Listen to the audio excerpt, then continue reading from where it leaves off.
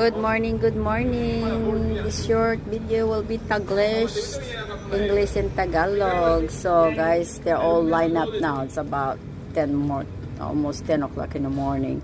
So they're all lined up now. See? All these bridges, lahat po itong mga bridges is always same. Same. That's why you have to remember the street. See the street? Or else maluligaw ko kayo. Naligaw po kami kahapon. We got lost. So, ganyan ang bahay. Ito yung B&B po namin.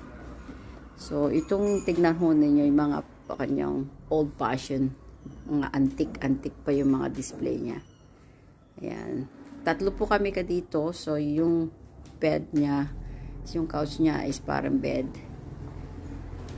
So, tignan nyo po nyo yung talagang antique na antique po yung mga display nito. Ayan.